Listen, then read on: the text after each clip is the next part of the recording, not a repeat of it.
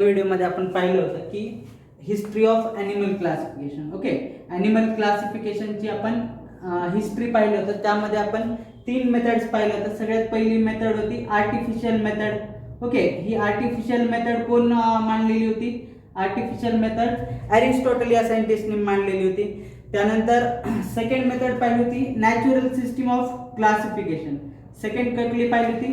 Natural system of classification. Natural system of classification. आणि third system जी होती ती कुठलं होतं? Classification based on system of classification based on evolution. Okay, तर हे क्लासिफिकेशन इव्होल्युशन वरती बेस्ड. तर अशा आपण 3 सिस्टीम्स पाहिल्या होत्या ॲनिमल क्लासिफिकेशन. ओके, तर चौथी मेथड आज आपण पाहणार आहोत ती म्हणजे traditional method of animal classification. Traditional method of animal classification.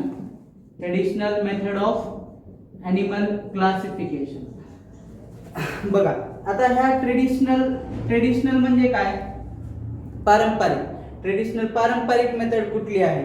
तर ह्या मेथडनुसार ॲनिमल्सला 2 ग्रुपमध्ये क्लासिफाय केलेलं आहे. कुठले कुठले 2 ग्रुप्स? एक आहे कॉर्डेट्स, एक काय आहे? कॉर्डेट्स. आणि सेकंड आहेत नॉन कॉर्डेट्स. सेकंड काय असतात? Non chordates. ओके, आता बेसिक डिफरन्स काय आहे कॉर्डेट्स आणि नॉन कॉर्डेट्स? कॉर्डेट्स म्हणजे ज्यांच्यामध्ये नोटोकॉर्ड प्रेझेंट आहे. काय प्रेझेंट आहे?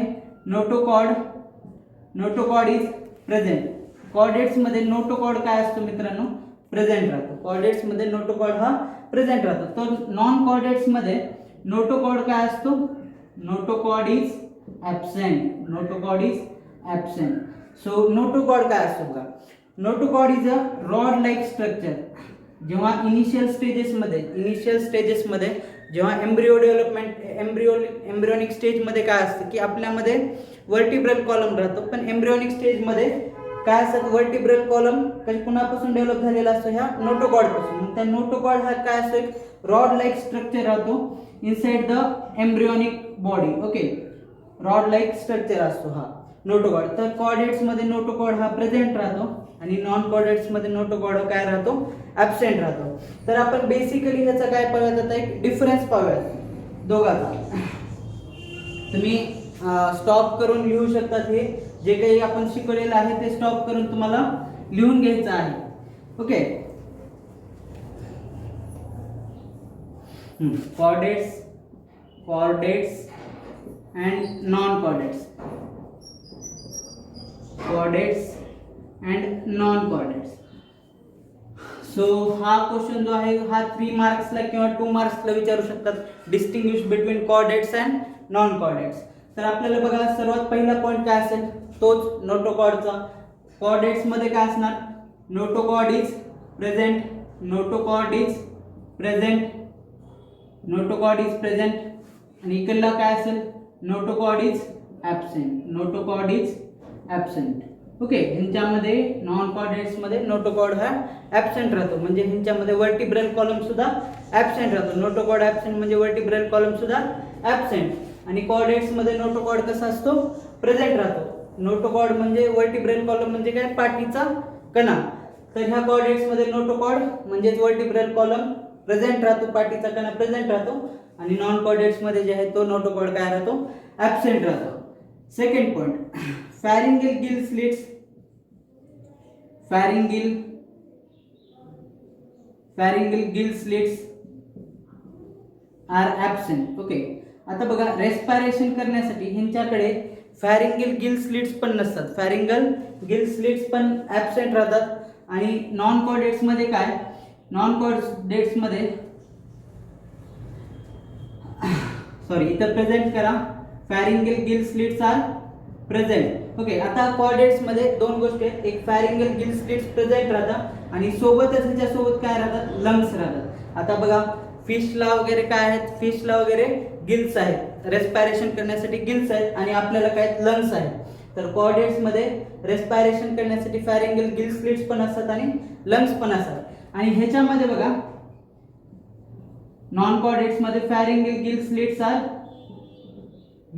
R absent. याच्यामध्ये फॅरिंगल गिल स्लिट्स कशा असतात मित्रांनो? ॲब्सेंट राहतात.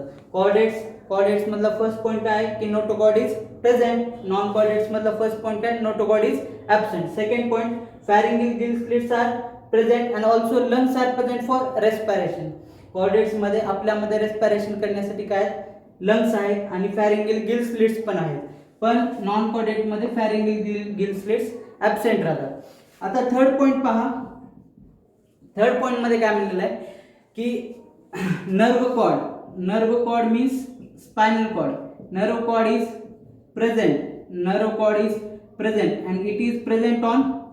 नर्व कॉर्ड प्रेझेंट राहतो आणि तो नर्व कॉर्ड आपल्याला कुठं प्रेझेंट आहे बॅक साईडला म्हणजे nerve cord is present on dorsal side. कुठल्या साईडला प्रेझेंट आहे डॉर्सल साईडला नर्व कॉर्ड हा प्रेझेंट आहे. आणि नॉन कॉर्डेट्स मध्ये nerve cord if present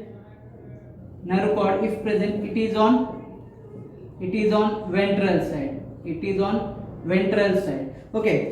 chordates मध्ये नर्व कॉर्ड हा कुठं असतो डॉर्सल साईडला. आता आपल्यामध्ये बघा नर्व कॉर्ड म्हणजे काय स्पायनल कॉर्ड. स्पायनल कॉर्ड कुठं असतो ह्या वर्टिब्रल कॉलम मध्ये. ओके म्हणजे कुठल्या साईडला डॉर्सल साईड. डॉर्सल साईड म्हणजे बॅकवर्ड साईड. आणि नॉन कॉर्डेट्स मध्ये वेंट्रल साईडला. नॉन कॉर्डेट्स मध्ये स्पायनल कॉर्ड हा कुठे प्रेझेंट राहतो समोरच्या साईडला. चौथा पॉइंट पहा. आता चौथा पॉइंट काय आहे चौथा आणि लास्ट पॉइंट आहे याचा heart is present. Heart is present on ventral side. Heart is present on ventral side. Heart कुठे प्रेझेंट असतो वेंट्रल साईडला. आपल्याला समोर आहे हार्ट वेंट्रल साईडला प्रेझेंट आहे. तर नॉन कॉर्डेट्स मध्ये heart if present it is on dorsal side. Non chordates मध्ये जे आहे ते हार्ट कुठल्या साईडला प्रेझेंट राहतं मित्रांनो त्यांना पाठीमागे हार्ट राहतं. आणि आपल्या कॉर्डेट्स मध्ये हार्ट कुठे असतं वेंट्रल साईडला राहतं. कुठे राहतं हार्ट वेंट्रल साईडला. ओके तर हे 4 बेसिक पॉइंट्स आहेत डिस्टिंग्विशचे. फर्स्ट पॉइंट कुठला आहे notochord is present in chordates while notochord is absent in non-chordates. Second point pharyngeal gill slits are present for respiration.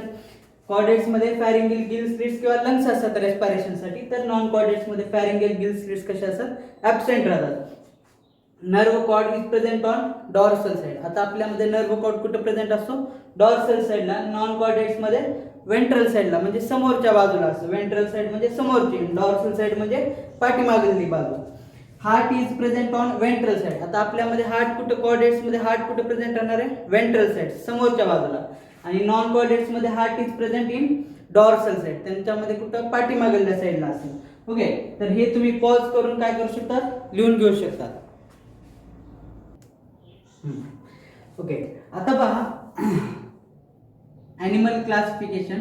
ह्या ट्रेडिशनल मेथड मध्ये आपण पाहिलं होतं की आताच की ॲनिमल्सला किती किंगडम मध्ये क्लासिफाय केलेलं आहे 2 सब किंगडम मध्ये क्लासिफाय केलेलं आहे.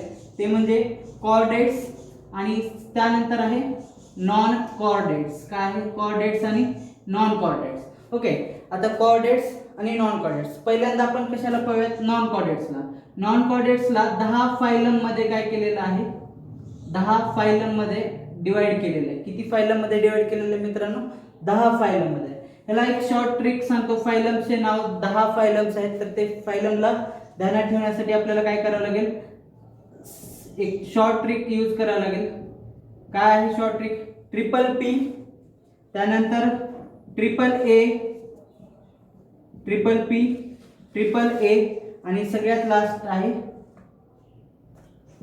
मॅक MEC आणि H. ओके तर फायलमचा शॉर्ट फॉर्म ध्यानात ठेवा ट्रिपल पी ट्रिपल ए आणि मॅक. आता ट्रिपल पी म्हणजे बघा काय ट्रिपल पी म्हणजे सगळ्यात पहिला फायलम कुठला आहे पोरीफेरा. कुठला आहे सर्वात पहिला फायलम पोरीफेरा. सेकंड आहे Platyhelminthes. Okay first Porifera. Second कुठला आहे प्लॅटीहेल्मिन्थिस. थर्ड कुठला आहे प्रोटोझोआ. त्यानंतर कुठला आहे Arthropoda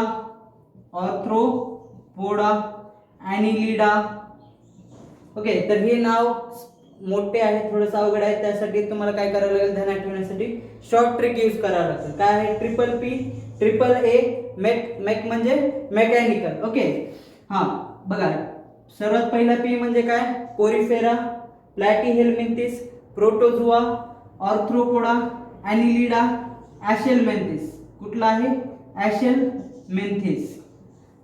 triple P triple A. आता मेक, मेकचं पव्यात फुल फॉर्म काय आहे, मेकचं बघा, एम म्हणजे मोलुस्का, एम म्हणजे काय, मोलुस्का. ई म्हणजे इचिनोडर्मॅटा, इचिनोडर्मॅटा. सी म्हणजे निडारिया, सी म्हणजे निडारिया. आणि एच म्हणजे हेमिकॉर्डॅटा. एच म्हणजे काय आहे, हेमिकॉर्डॅटा. तुम्हाला फक्त बघत बसायचं नाहीये, हे काय करायचंय, सोबत माझ्या पाठीमागे नाव पण त्याचा उच्चार करायचा, म्हणजे तुम्हाला काय होईल की तो उच्चार व्यवस्थित येईल. Porifera, Platyhelminthes, Protozoa, Arthropoda, Annelida, Aschelminthes, Mollusca, Echinodermata, Cnidaria आणि हेमिकॉर्डॅटा. ओके, तर शॉर्ट फॉर्म ध्यानात ठेवायचं, हे काय आहे, ट्रिपल पी ट्रिपल ए आणि मेक.